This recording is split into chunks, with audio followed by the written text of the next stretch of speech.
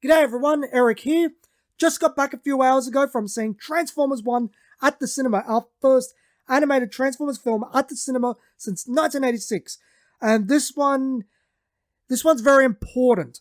The Transformers brand as a whole is in a concerning situation. The films have had diminishing returns.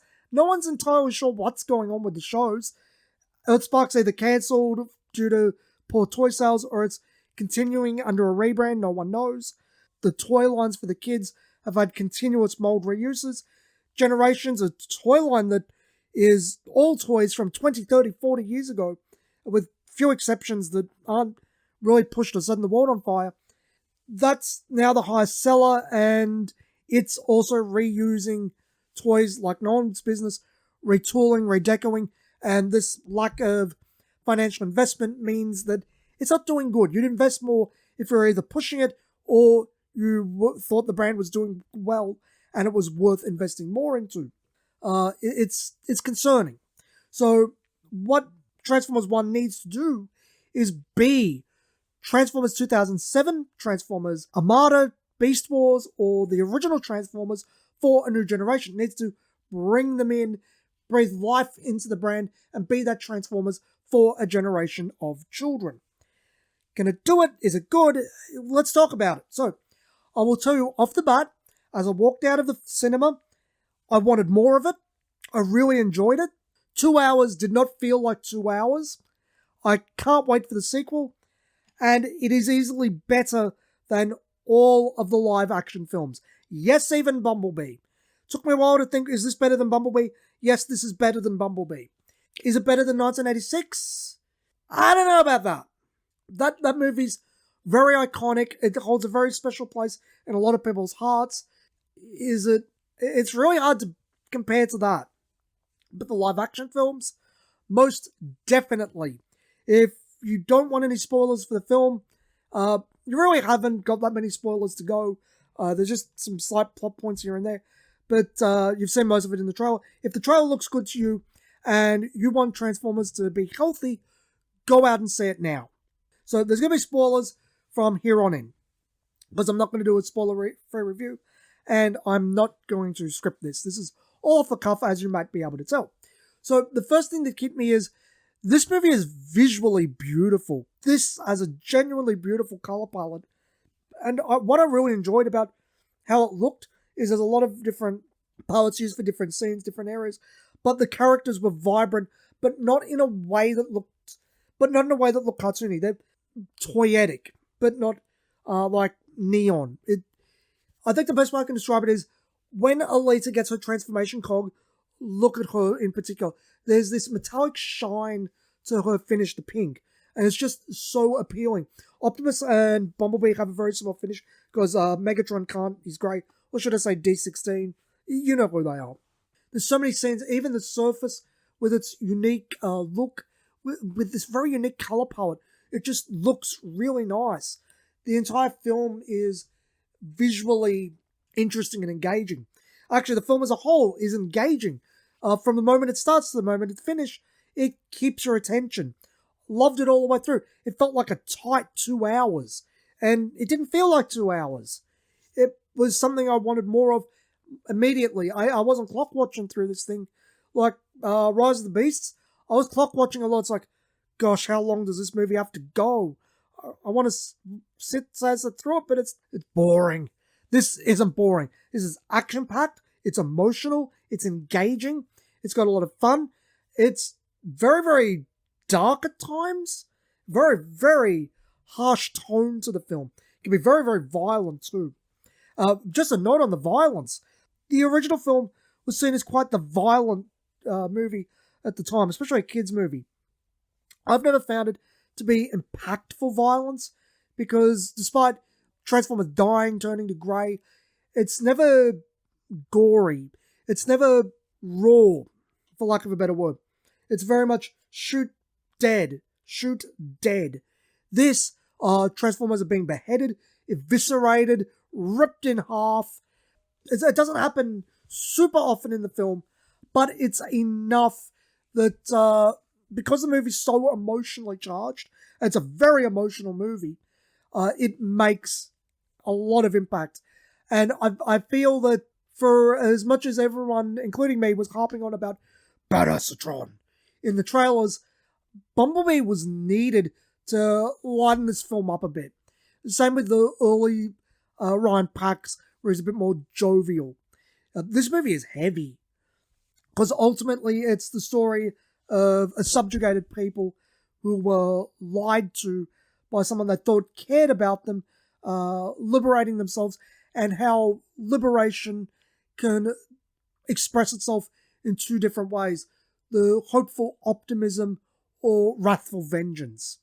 And that's actually something that I do have concerns about this film with, that Megatron is shown a bit too sympathetically. This is something I've always been concerned with IDW as well. I've only listened to Cliff Notes from IDW. I know about the minor story, but I don't think that character arc is particularly safe territory for a villain to have. Optimus, and I hope this is dwelled on more in the future in sequels, hopefully we get those, that's that optimism, that looking for a better tomorrow rather than dragging people through the streets is the encouraged path. Because, again, it's a very dark take for a children's movie. It's very cynical. And I don't think it sends the right messages. But having Optimus counterpoint that, and Optimus is the focal point of the film, it helps counterbalance it. But the thing with that is Megatron's the emotional center of the film, because he's a very emotional character. The character I could most compare D16 to is 2003 Raphael from Ninja Turtles. Ninja Turtles 2003. Very wrathful, angry character. And it's that dark path that character can take. But because the film spends so much time with that character, and he is one of the protagonists, it makes it sympathetic, and it needs to draw back from it. The movie is filled to the brim with cameos. When you get this on Blu-ray, which I hope you do, support the film if you want it to do good, you will be pausing all the time to see everyone and read names. The race, it has a ton of them. The barracks for the miners has a ton of them. I quite liked... I'm just going to go through some things I liked. I've got some notes here. As someone who is very fond of the G1 backstory for the Transformers, by that I mean the Quintessons making the consumer goods and the military equipment, I actually think this film did a really good job of blending the aligned continuity into a new origin for the Transformers, while also feeling like it's nodding to Transformers Animated and Transformers Generation 1. Also, I do just have a note here. This movie might be why we're getting the 13 Primes next year, because while they're not in the film directly, they're a pretty pivotal plot point. But what the movie does is Primus created the Transformers, then he created the 13 Primes as he became Cybertron. The depiction of Primus looks very much like the Transformers Cybertron toy, but then the Autobots in the end are built from the cogless mine workers, while the Decepticons are rebranded Elite Guard. So what happens is the Quintessons make this pact with Sentinel to turn on 13 Primes. Sentinel was basically a lackey to the 13 Primes, media man, what have you. He turns on them, sides with the Quintessons, who want Energon. We don't really have much of a story for the Quintessons. They're there, they want Energon, they don't talk, they just attack, and they have these very organic looking ships on the surface. Just note, the surface also looks very technorganic, which makes me think of Beast Machines quite a bit. It just gives me slightly redesigned Beast Machines vibes, especially those deer. Wait till you see those deer on the big screen. They look like Beast Machines to me.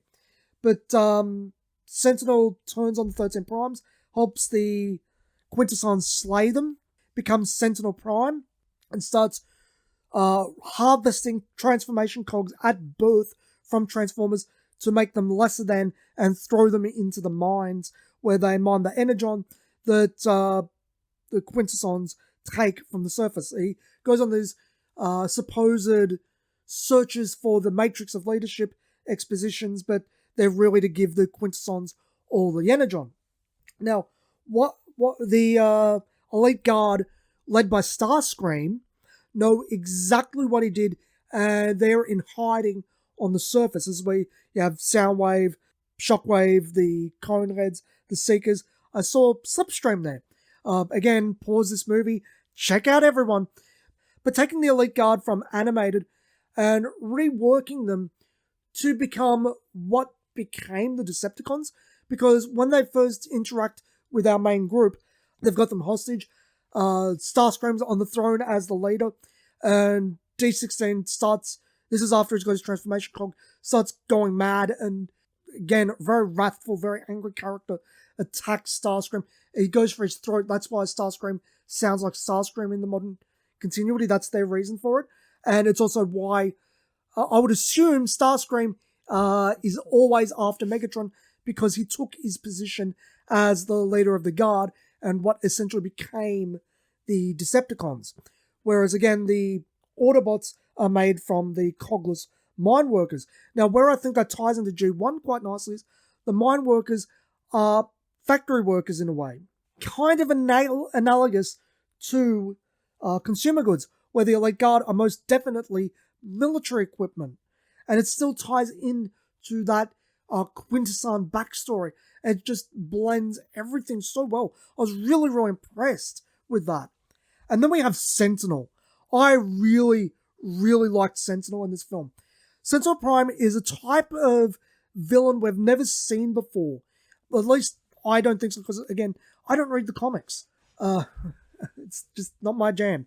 Very calculating, very opportunistic, just a very smarmy villain.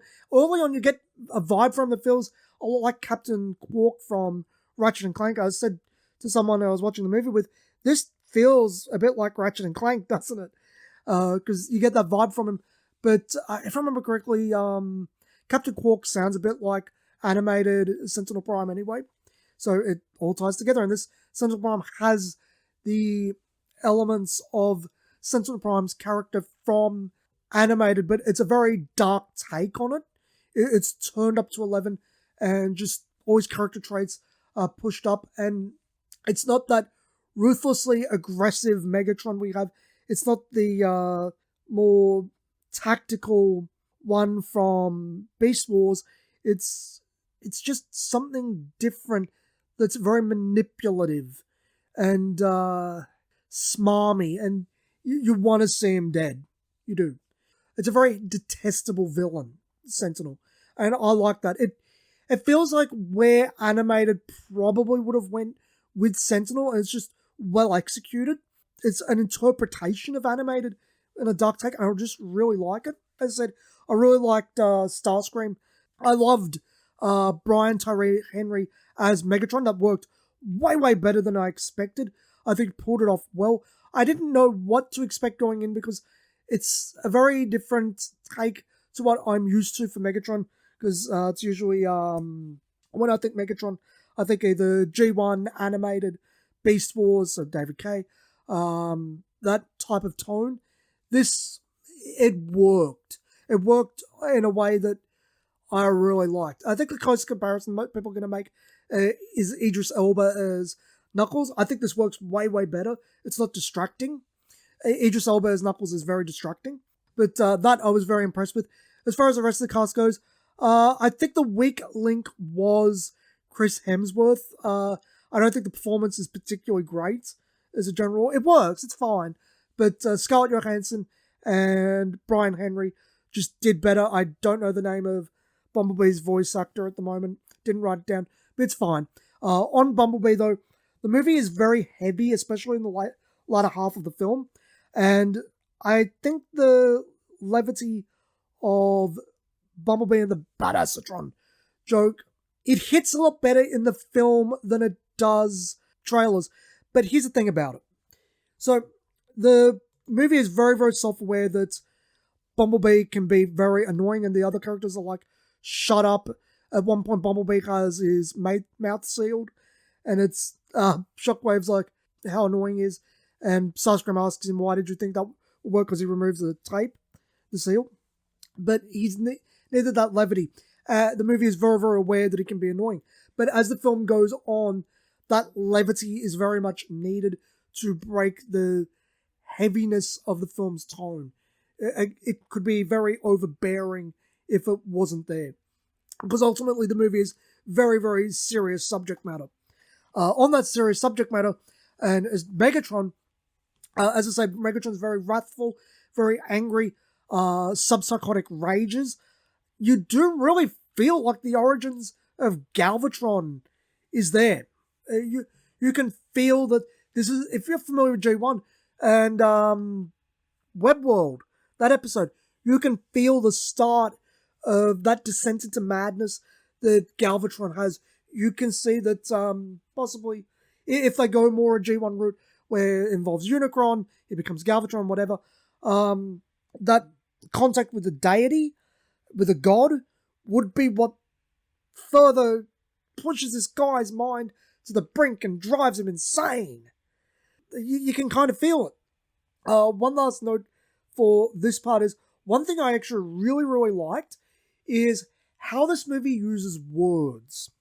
Because while it's got a GoBots joke, it's got more than meets the eye and whatnot. Didn't do Robots in Disguise, but did more than meets the eye. I think a couple of times too.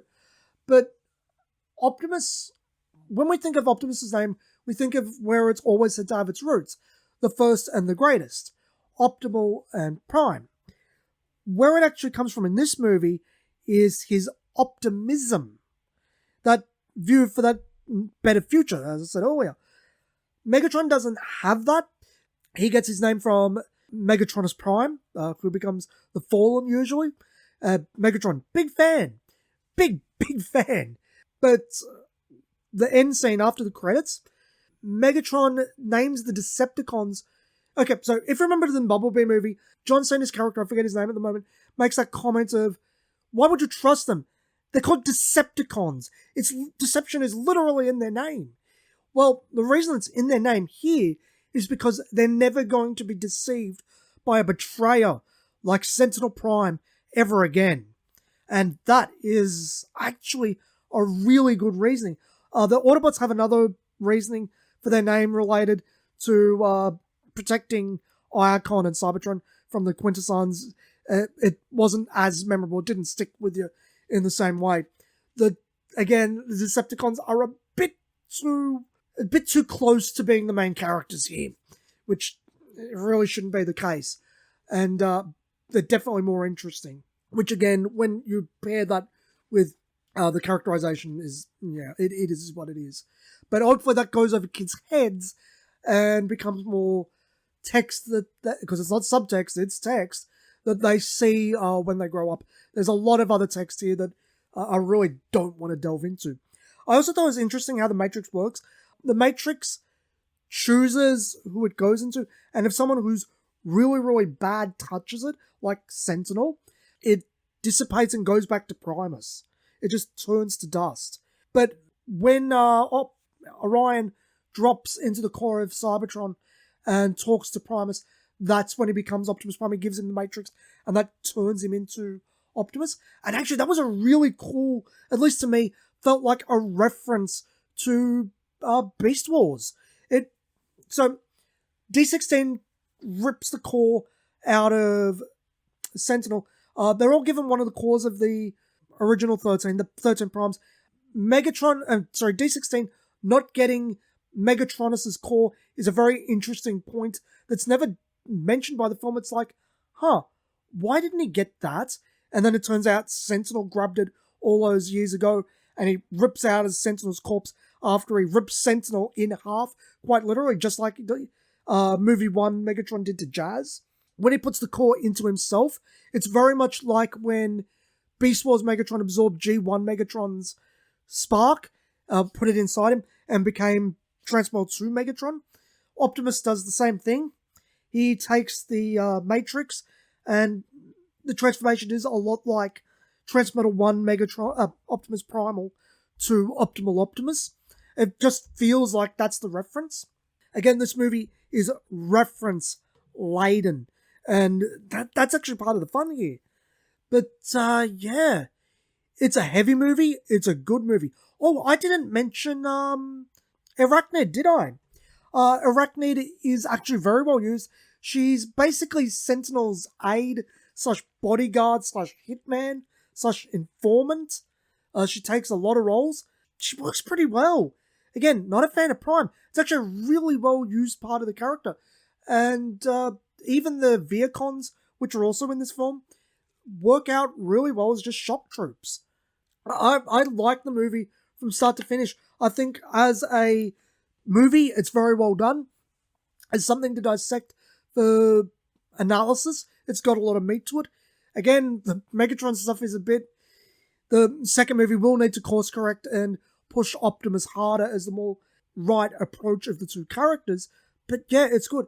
I'd even go as far to say, not only is it the best Transformers media since Transformers Animated, so in 15 years, it is the best thing Transformers has had, I'm fairly certain I put it up above a fair few older things. I think I'd need to see it again to really place it, but it's definitely above all the anime. Definitely. I guess in some ways, it feels like another go-around of Beast Machines. In a way, the tone can be seen as somewhat similar. Visuals, also, somewhat similar. Jetstorm's mentioned by name. I actually have to check if it's the same Jetstorm. I think I'd still say I prefer G1 and Beast Wars and animated. I think their tone is just more... It just better suits a story and selling toys. This is a really well done story. But let's get to the toy part. Because the primary objective of this movie is to sell toys. Is it good at selling toys? I think Sentinel will be a good toy. That Voyager coming out looks great. Does everything he does on film with that super mode. That's good. I think it sells toys as well as Animated did. It sells toys as well as G1 and Beast Wars did. It doesn't sell toys as well as the anime did. That's one thing that the Japanese Transformers do so much better than the American Transformers. They sell you a toy. Wow, do they make it easy? Because they really push all the cool action features one can do and show it in a spectacular way. This is why you should buy this toy. American things, Western shows, Western movies are more character, visual, less effect. It's more passive and less feature focused. And yeah, I think it'll sell toys just fine. But yeah, I think it sells toys fine. It's not doing an amazing job at it. I also think the film doesn't have the wow factor that the original 2007 film did, and to a lesser extent its sequels. One thing you have to give the Bayverse, it's very much like an anime where it has that bombastic wow factor to the designs. It's very much different and pushy in that regard, at least before it was tired and old. The movies being lambasted online doesn't help, but I think they also got tired and old. So, I don't know. How well is it going to sell toys? I'm hopeful. I'm actually really hopeful for this movie in general. It's what the brand has needed in terms of story and media for a very, very long time. It, again, is the best thing they've done in years. Over a decade and a half. It's just a matter of, if is it going to hit the kids? Is it going to hit the right audience? Is it going to propel itself? Isn't going to get that word of mouth? Is it going to sell toys? We can only hope. But if you're interested in it, I recommend it. I recommend it really, really highly. I think you should see it. I think it's I wouldn't say it's a fun movie. It's got fun scenes, but it's a bit heavy to be fun. But hey, so is Transformers 2007. I still get a bit teary-eyed when I see it for the Bumblebee scene with Sector 7, and I don't like the rest of the film now. But yeah, I'm going to close out here now. I've been talking for nearly 30 minutes before I edit some dead sounds and stuff I've got to cut. So if you enjoyed this video, please like and subscribe. It helps out a lot. Till next time, friends, this has been Eric from Toys Down Under, and thanks for watching.